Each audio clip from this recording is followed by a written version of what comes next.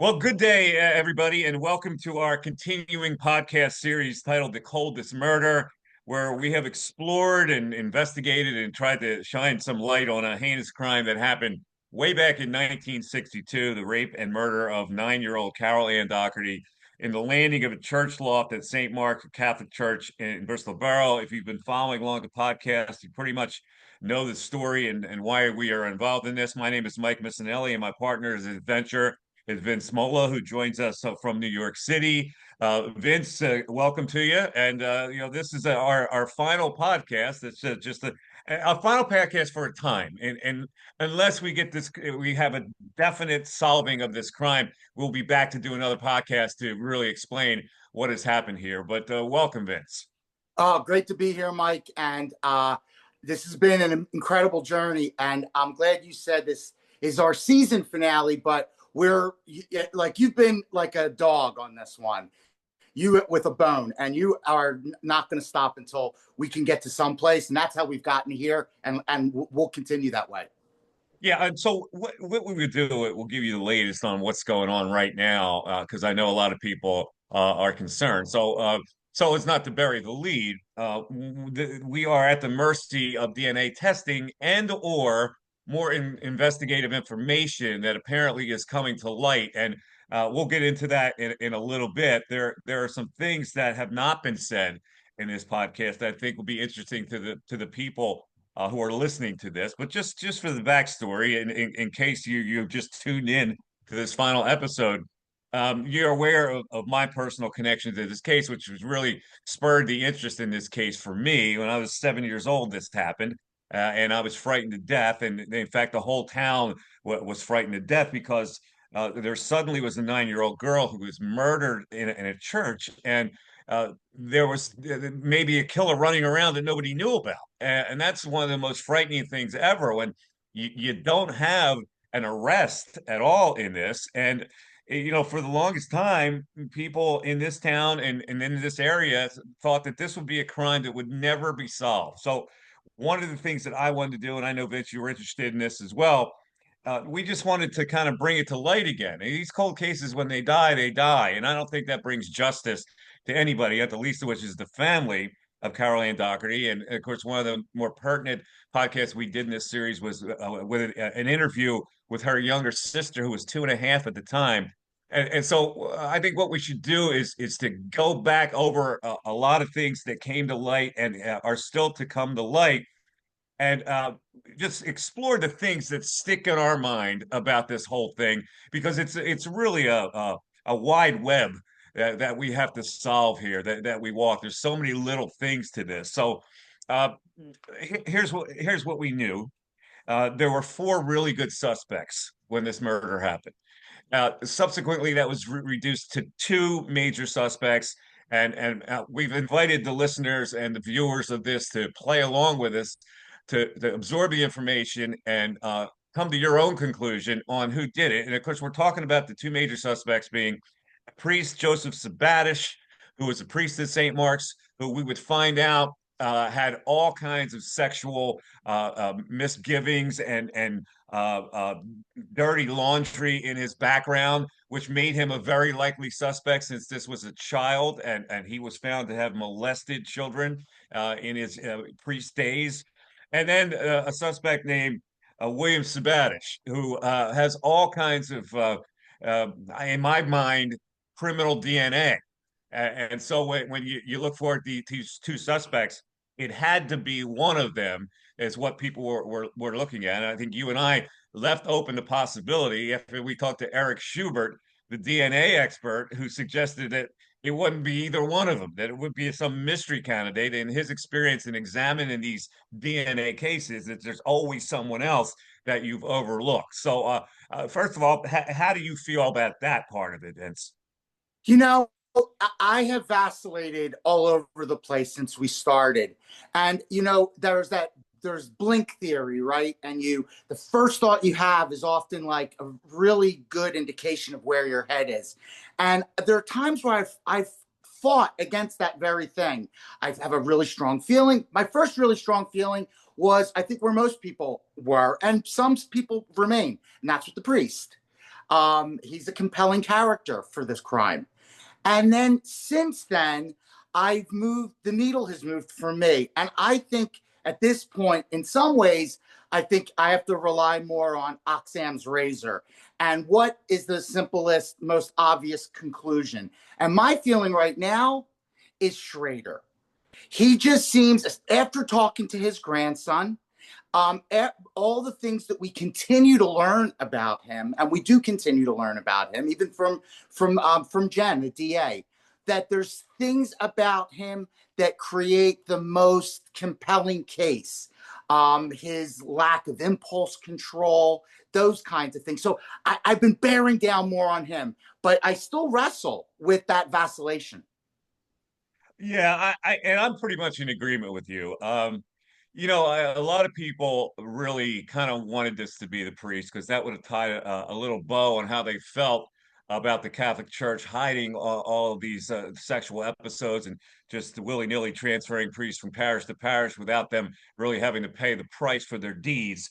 But when we went over all these episodes, um, he had a sexual deviance. There's no question. Would he be capable of murder? Now, some of the experts, including Jen Shorn, the Bucks County DA, were in her study of these kind of crimes, found it hard to believe that a man as calculated as Joseph Sabatish would actually sully his own church by committing a murder in his own church. That maybe it could have happened elsewhere, but not in his own church with behavioral patterns that they have studied. And in addition to that, many people that we talk to in this podcast, and we've had many guests and experts who are involved in this case, police authorities, detectives, the Bristol police chief, Frank Parento, who was very involved in the case in 92 when it got revamped a little bit, um, say that they felt it was not the priest, including the DA at the time in 92, Alan Rubenstein, because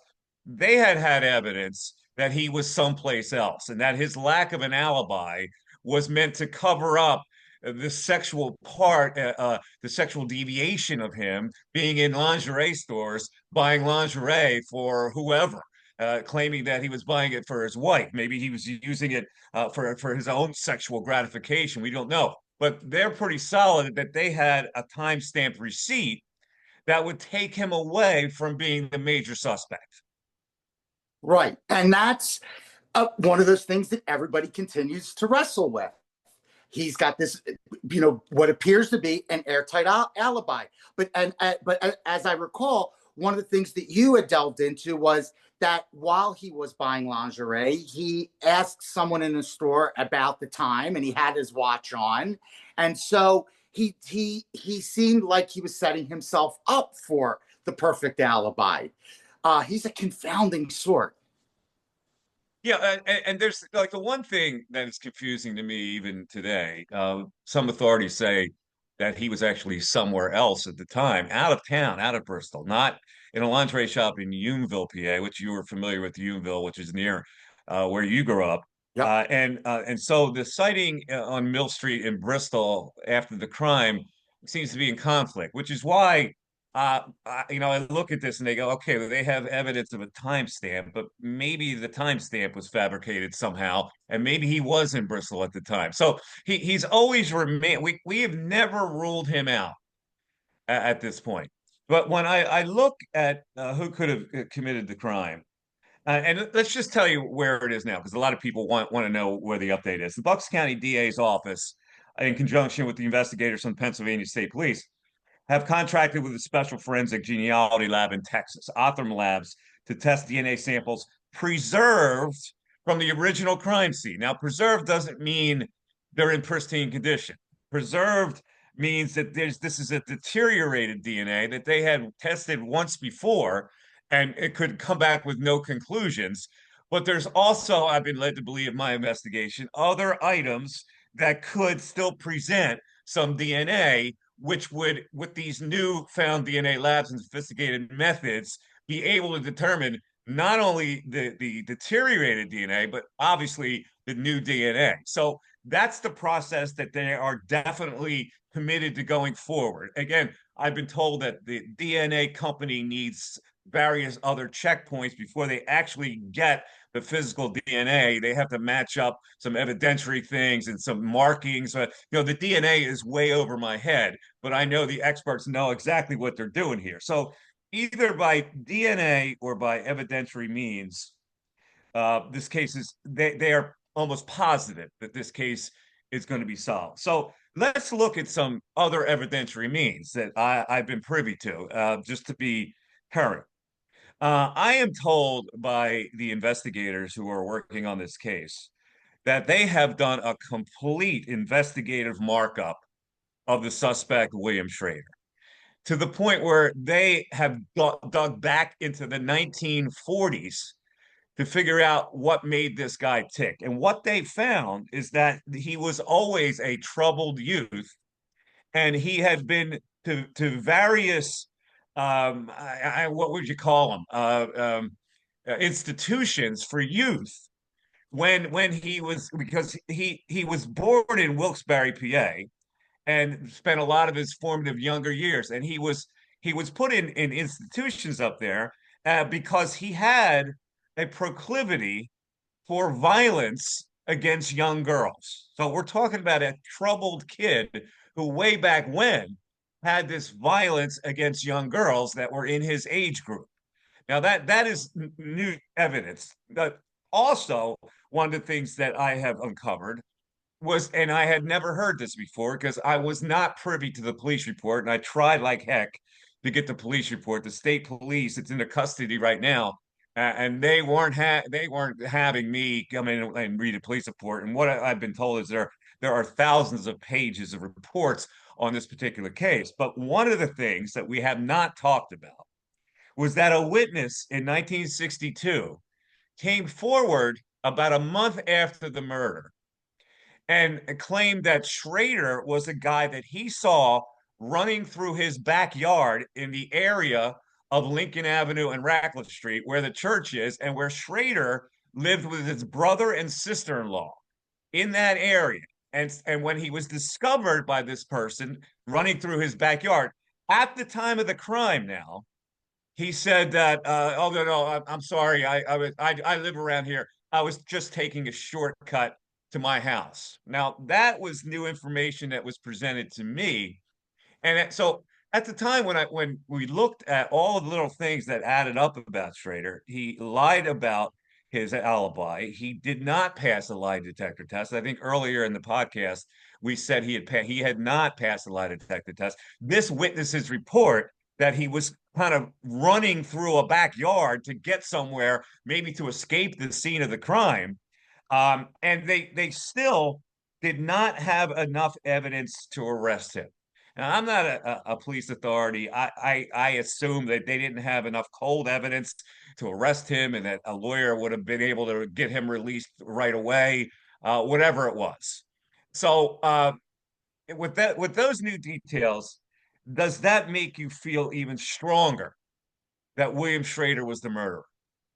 It does. It makes me it the more we go down this path, especially over the last recent our last experience with Jen. And I think in addition to that, knowing what we know from his grandson and his violent impulse control problems, and you add in his proximity and a kind of the perfect recipe or perfect storm of a crime of opportunity. You put those things together. Plus, he was what, 24 years old when this all took place, so he's very young, very able, and as we also discovered, may have been on drugs at the time, from his involvement with motorcycle clubs. Yes. And so, like, I'll read directly the information that I got from an authority who was involved investigating this case.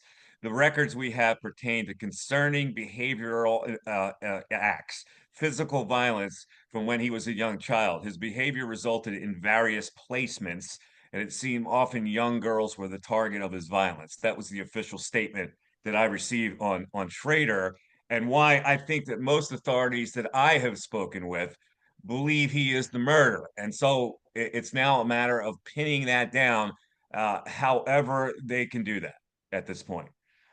So just for the quick Cliff Notes version of this, in 1962, October 22nd at 4:30, the rape and murder of Carol Ann was discovered in the loft area of a St. Mark's church. Uh, the four suspects that were identified, no arrests were made. And it seems odd that they had four really good suspects. And one of the suspects we know, Frank Zucchero, actually confessed to the murder, had details of how he committed the murder. We found out later that it's pretty likely that was coerced by a police officer who wanted credit for solving the crime and had discovered a patsy in this Frank Zucchero, who was kind of a town drunk. And at the end of the day, they determined that no, he couldn't, he wouldn't be sophisticated enough. That's a bad word, but he wouldn't be able enough, mentally able enough to plan a crime and get away with it without making some kind of mistake. The only thing that haunts me about that is that the sock that was folded in Carol Ann's mouth when they discovered the murder was a perfectly folded sock that police officers would later find in Zucchero's house. His socks were all folded like that. Now, I don't have an explanation for that, and I know this has probably befuddled the people that are listening to this podcast and have listened to the podcast. So, what is your reaction to that? You know, this is where the Oxam razor for me and my emotions kick in, and they go right out the window. Because when I hear that, I'm caught between two places. One, he did not seem like he had the physical capabilities, the mental capabilities to pull this off, maybe even the virility in real time to pull something like this off. But the conspiratorial part of my brain thinks, what if he wasn't? What if he was there? What if he was there and it was a combination of forces? Was it? What if there was more than one person there?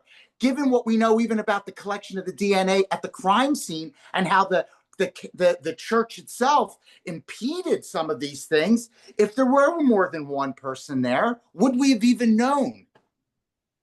Yeah, and this is a question that's been asked. Now I know you've read a lot of feedback on this podcast. Could it have been a team that plotted this whole thing? Could it have been in conjunction with other people? Now that makes sense what you just said. This town drunk is just floating around. All of a sudden, he gets pulled in by Schrader. He was a witness to the murder or whatever, and he, as in a drunken state or a crazy state, whatever he was, decides to contribute by folding the sock. Right, exactly, and the idea of that is not beyond the realm of possibility. The everybody, and I think if you've painted a picture of this really well, Mike. But to go back to it for a second, Bristol Borough is small. Where people are next to each other. The church isn't like far off someplace. It's inside of the community. And so the idea that you could slip in and out of a place like this and not have to go a distance to get away from the church itself is possible. What are some of the things? First of all, a lot of people say, well, suppose it wasn't the other priest. There was another priest at St. Mark's. There was the pastor at St. Mark's. Suppose it was one of those guys. They pretty much exhausted all resources, and they could not find that any priest was connected to Sabbatish on that particular day. So they didn't really spend a lot of time investigating that because they thought they had the answers to that. So listen, we always keep open the possibility that it was done in conjunction with someone. But if we can zero in on Schrader, who lived in the area, was kind of a deadbeat, had lied about his alibi, had a factory job, came down here only because he was a messed up person, and maybe his brother, who was living in Bristol, reached out and said, "Come down here and live with us." Now, the story, and we're going to go over some of the things that raised your hair in this story, but one of the things that has fascinated me is that in 1992, while this case was cold for 30 years, in 1992, our friend J.D. Mullane, a reporter from the Bucks County Carrier Times, on the 30th year anniversary of this crime, kind of reawakened the crime, did a wonderful series of stories about this particular case, which, like today, what we're doing with this, re energized the case in 1992. And at that time, we kind of witnessed a law enforcement struggle, or we didn't witness it, but we were told about a law enforcement struggle where the Bristol police had made their own plans in 1992 to go into some reinvestigation work. Meanwhile, the state police was doing their own thing, and what they did was they extradited William Schrader from prison in Louisiana, where he was serving a 21-year sentence. He was 7 years into a 21-year sentence. They extradited him, unbeknownst to the Bristol police. And the fascinating story to me was told to me by Bristol Police Chief at the time, Frank Parenteau. They got a knock on the door of the police station. It was a woman. The woman said, "I want to see my brother-in-law." Who's your brother-in-law? William Schrader. We don't have William Schrader.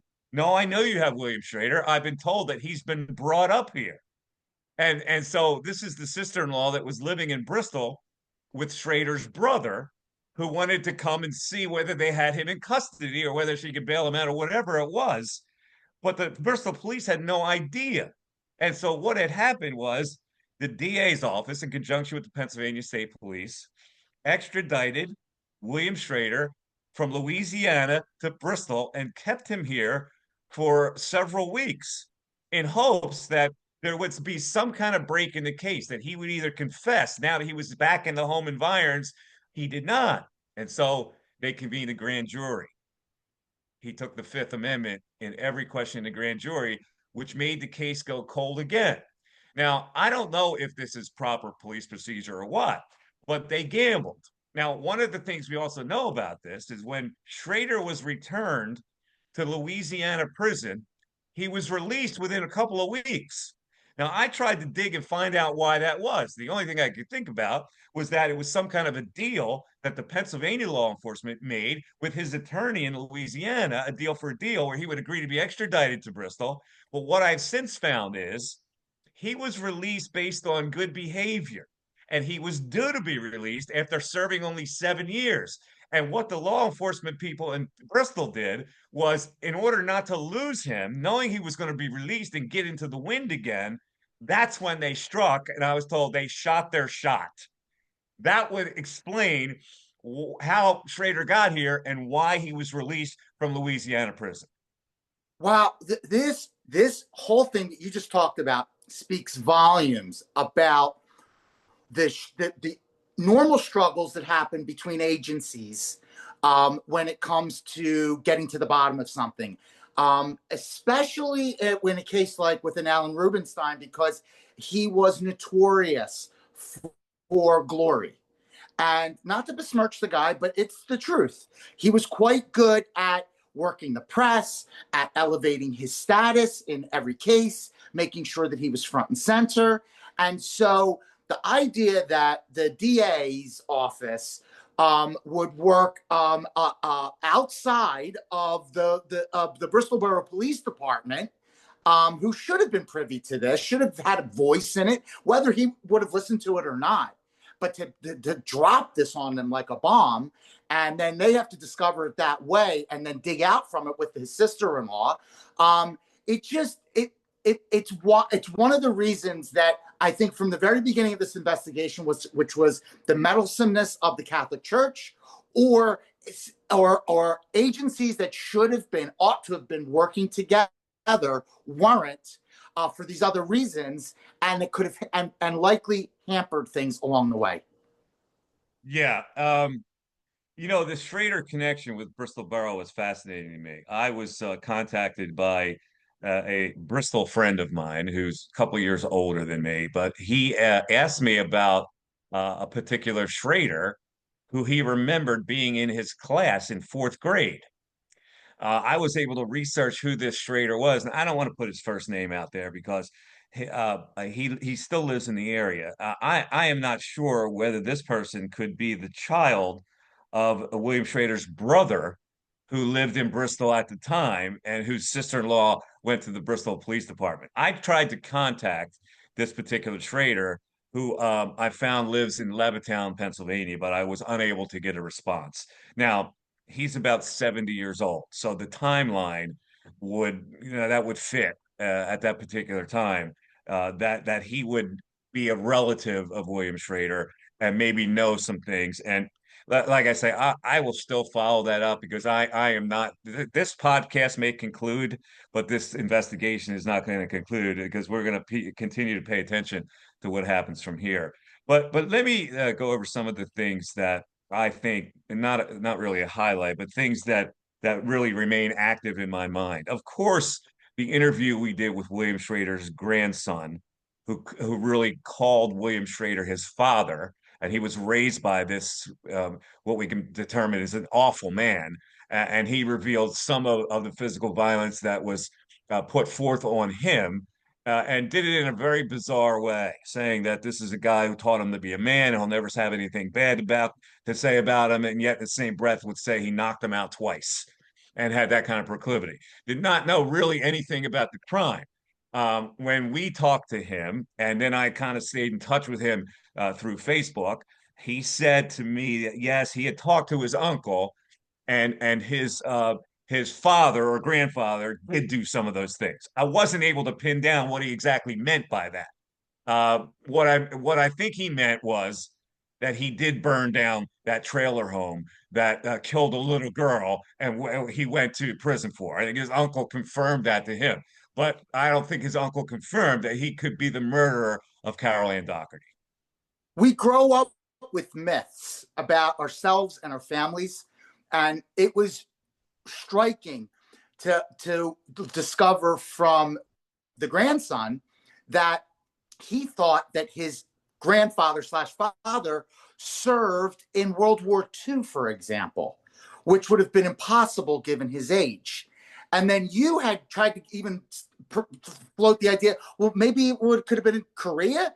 And then even that mathematically didn't make sense.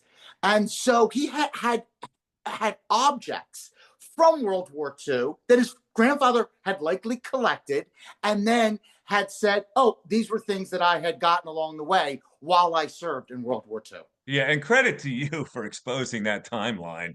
Once we expose, like it was really difficult revealing information to a kid who almost appeared childlike to us and did not know a lot of things about the troubled past of his family. And so that was hard for us to get through, but that was a very good work by you to expose that timeline. And at that point, he didn't know what to think.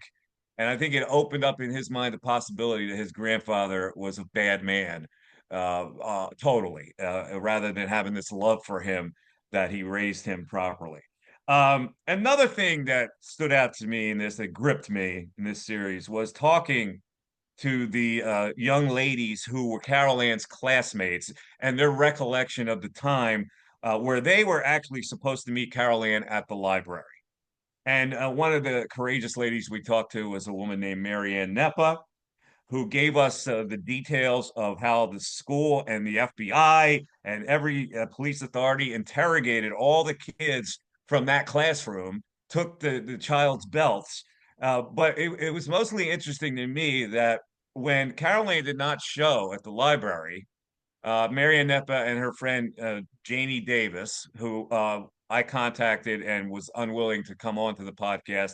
And then Marianne Neppa refused to come on the podcast, but had told me a lot of things that I didn't know, including that when Carol Ann did not show, they rode their bikes down to St. Mark's Church to see if they could find her.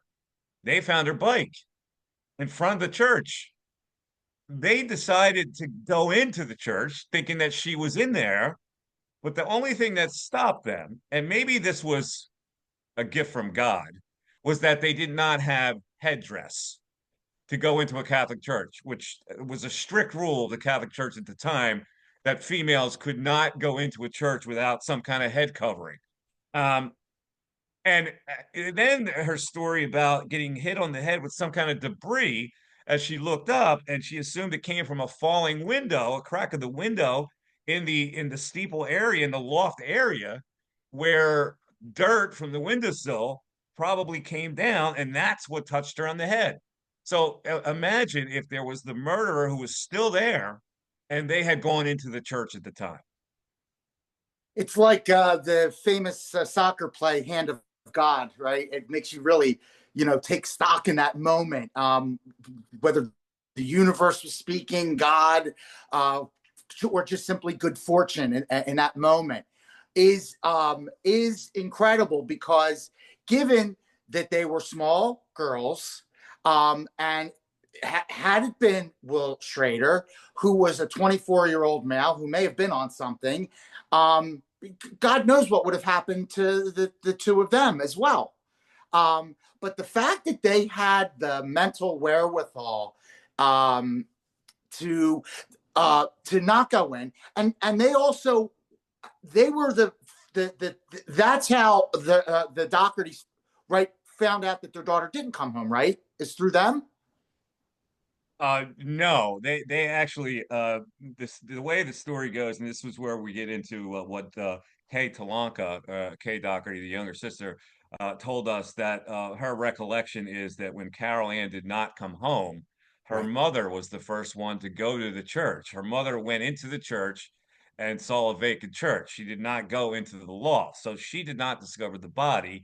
She went back home, and then the dad put the wife and Kay, the 2.5-year-old younger sister, in the car and drove back to the church, and that's where he went in and discovered the body. And that was a vivid recollection by Kay Talanka that really kind of broke us both up emotionally when she told the story of remembering being in the car that was parked in front of St. Mark's Church as her dad went inside, ultimately to discover the dead body of her sister and came out of the church screaming. And that was a vivid memory that she had. And even at 2.5, I mean, that's something that really burns in your mind. And her story about how it affected the family all these years. And one of the things that stuck with me as well, Vince, was that, the bicycle, which Oh, was Carol Ann's pride and joy, and she rode it all over town, was left outside, and they took the bicycle home. And Kay said that she would then ride the bicycle for the next couple of years. I can't imagine that you can, look at that article, that bicycle, and live with that kind of memory that was the last thing that Carol Ann did. the bicycle, when you originally told me this story before we started this, the bicycle was like burned into my brain. This object, it's the your bike is like when you're a kid, especially for us when we were kids. It was such like it was your chance of freedom. It was like life outside of your own front door. You took you places on adventures, and it and to know that that was her transportation to her demise, and that it sat alone and like this sad object outside. And I've told people along the way, and people have asked even through social media, about the connection between the bike, our icon for the show, our logo for the show, the Coldest Murder, and the bike. And I said, well, that bike, that's her bike, and it remains for us this powerful symbol. It does, and there was a basket on the bicycle that had a book that she was going to return, still in it.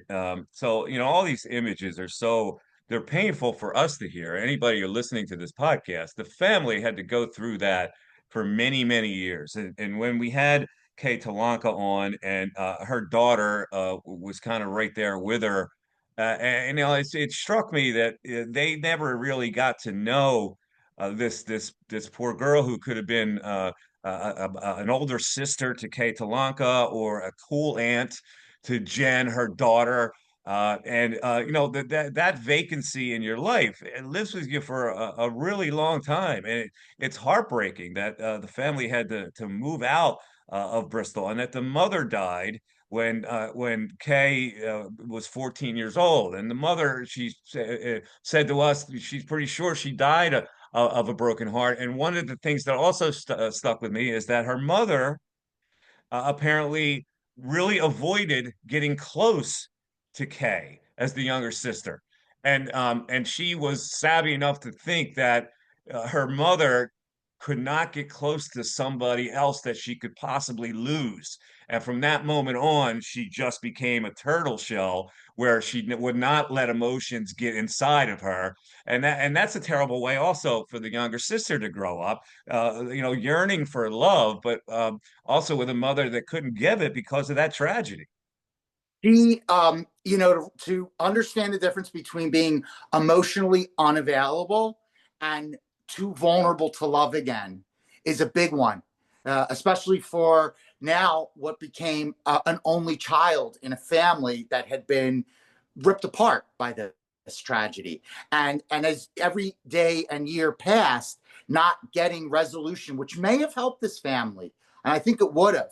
I think, as you've described it for yourself, for the town of Bristol Borough, and for Kay and her family, Bristol and this entire community has lived under the penumbra of this all of these years. And you see the direct impact with that story. I keep thinking about, and this is not to pat ourselves on the back here, but this podcast got the attention of national television, and a producer named Tony DiPolvere noticed that we were doing this podcast, and he decided that he wanted to produce a story for CBS Saturday Morning.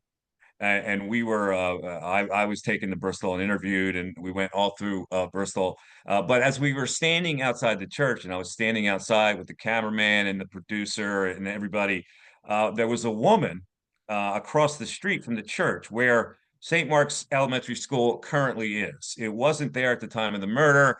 It was a new building that was built years later. The original St. Mark's School was just kind of a tiny house way down the way from Radcliffe Street. And the woman called me over, and she said that we've been following this podcast here. And I just need to tell you this story that myself and two other teachers, a couple of times, saw an apparition in the hallway of St. Mark's Church of a little blonde girl, a ghost of sorts. Now, you know, I don't know how to respond to that because I've never seen a ghost. But the eeriness of that being in proximity of where she was murdered makes you wonder. They talked about this as well at her years later, that they had this same feeling or same experience, and how that and she was like somebody who I don't think was prone to believe in ghosts necessarily, and then had this experience and was not only shaken, but it left her to believe, maybe these other stories are true. But I know you've been studying the reaction to the podcast and the feedback that we've gotten from the great people. And I just want to tell people thank you so much for tuning in to the podcast. I mean, we really didn't know what to expect with this. I just wanted to do it and see where it went, in hopes that it would stimulate interest to the point where we could solve the crime. Because frankly, I think William Schrader is the murderer, and even though we can't nail that son of a bitch, we can at least determine once and for all the heinous person that could commit something like this. And whether it gives the people in Bristol arrest or whether it gives the family arrest, it remains to be seen. But personally, I would love to find out that it was William Schrader. I think it is. I think you think it is. I think many of the police authorities think it is, and it's just a matter of time on closing in on this guy. Absolutely. And to what you said, to buttress that, to dovetail on that, the people that have been following along from the very beginning, and I see their comments on YouTube, I see how they've our subscription base has blossomed. How people listen to it. As I told you before we started today, my next door neighbor, I bumped into her in the hallway, and she's got the Coldest Murder on Apple Podcasts, and she's got her earbuds in. Every platform, how people have engaged. We have always, have asked, at least in the comments, but maybe not always directly, to please like and subscribe and to participate. The engagement is really meaningful. And I know it is for you, Mike. It certainly is for me, because you realize that there is an active community that still cares about this case. Yeah, it does. So I want to take the time.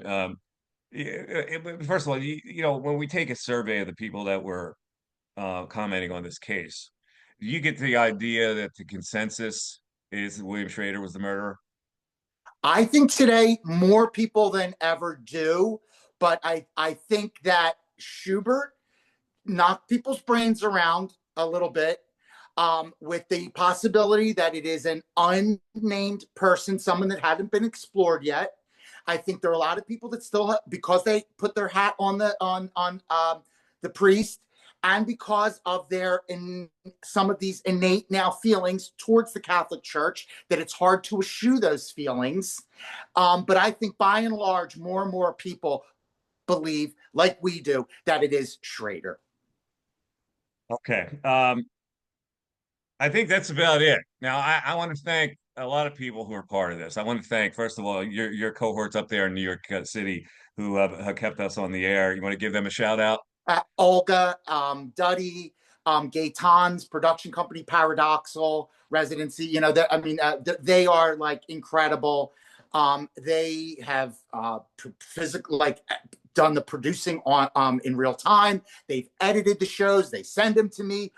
All I have to do is pop them up into the ether, and they have just gone above and beyond. They've been incredible for They us. really have. I want to thank them from the bottom of my heart because we got into this with very minimal resources, and so they have volunteered a lot of their time to help us out with this, and all the people that willingly came on the podcast, and so we could gather the information to present to you. Let's start with Bucks County DA Jen Shorn, who could not have been more Oh, cooperative, and wow. it's really refreshing. And there are a lot of people that don't like to be forthcoming with a situation like this, but I think Jen saw that this could actually help the investigation, and so I laud her for her willingness and her openness in this, and also her buddy Tim Perkins, who is a investigator for the DA's office in Bucks County, and also I want to thank a detective that I had talked to and I don't want to put his name out there because he was very podcast shy,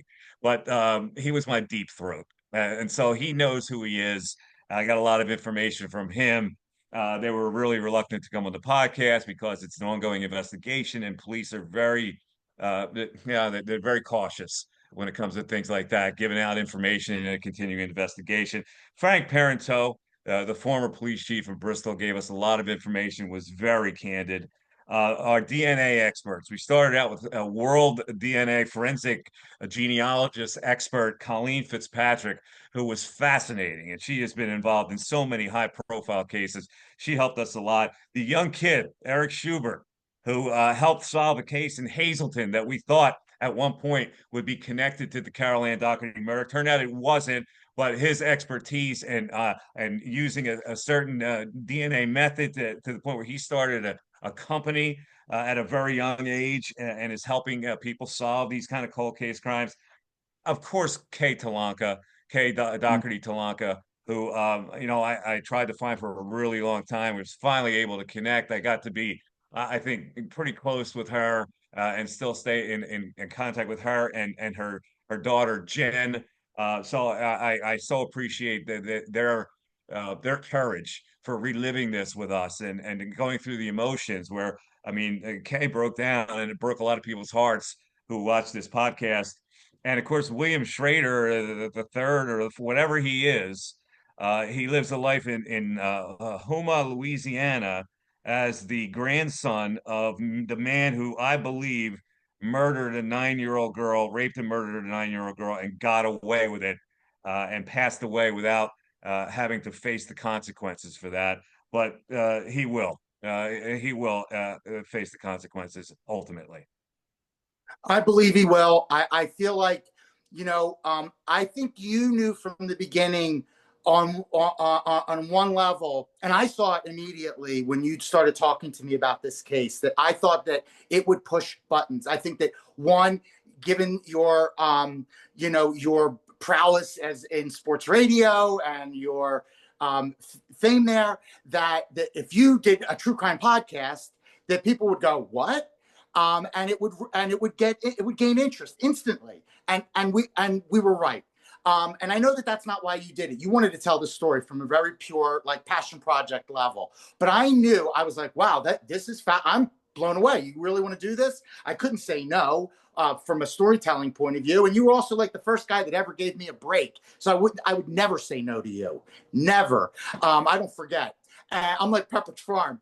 And then, when I also knew that between the two of us, because we're wily about how the press works, that we could push buttons in the press, but also once you started to get Jen interested in what we were doing, and she saw that this thing was growing and blossoming, and the interest, real interest, and people caring about this becoming resolved, that she is clever and she understood that this is good for her brand, and she has embraced that, and I love the way she's done it.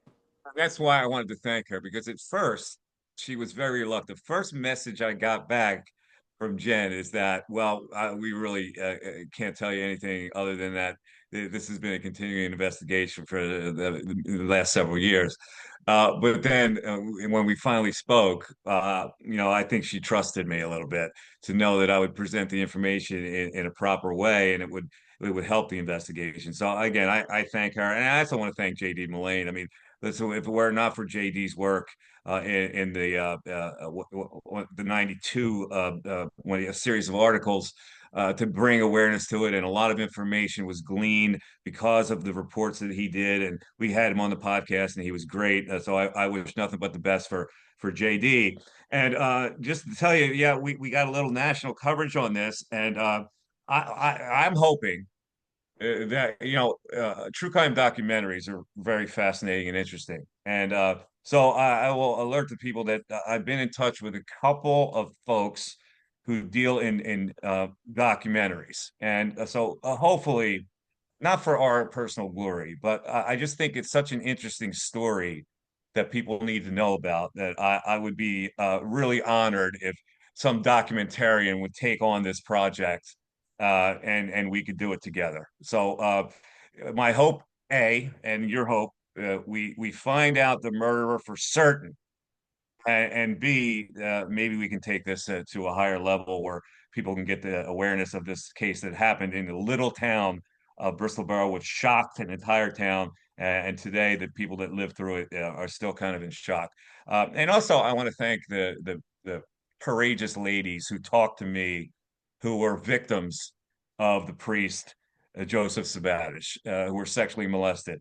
I talked to two of them, and they one of them was really, her life was still destroyed by it, and she really kind of wanted to forget about it. But another lady, and I feel bad that I may have awakened these feelings, but at first she told me that she had moved on in life and that she had gotten past it, and then I guess thinking about it again took her back a little bit, and while she told me her story, she just didn't want to come on the podcast, and like I say, we totally understand that, and we were honored for the people that would like to talk about it, but we were no way wanted to make people feel uncomfortable about coming on. So the people didn't want to come on. I respect you, and I have nothing but admiration for you, and I have nothing but love that you get through this life and move past that in some form, that you can get peace in your heart. Mike, I think the other thing that we really tried hard to do was to keep this not to keep it away from salaciousness and stick to story, and try to get to the heart of this. And one of the things that I'm really glad that we've done, and it's a good chance to remind people that of this, is that Carol Ann is more than just the subject of this series. She was a human, living, precocious, delightful girl. People loved her, and she was the light of her family. And her sister, followed her around like a puppy dog, like little siblings do. And she was this avid reader, loved her friends, loved her bike, loved going to the church. It is Greek mythological in many ways. The more we've gotten into it, that her life and how it ended. But I'm really glad that we, in her honor, that we have told her story from a person's point of view and not just a victim's point of view. Very well said. And I feel the same way. So, on that note, Vince, I want to thank you for being part of this. I want to thank everybody for taking the time to listen to all these episodes. Hopefully, you learned something and we presented it in a way that was appealing to you. And like I said, it's not over yet, but this will be the last podcast we do for a while until we get more information. As soon as we get more information, and listen, the information will break. It'll break in a news fashion. So I don't know if we're going to be able to break the news in a podcast. I think it'll come to light, but we'll certainly do a follow-up podcast on the details that follow when they finally determine the killer of Carol Ann Doherty. Vince, thank you. Thanks everybody for Thank watching. you. We really appreciate it. It's been a really interesting experience for me. It's really kind of generated my interest in journalism. And so for that, I'm thankful. And I thank everybody who was a part of this. Thank you, everybody. Take care. Bye bye.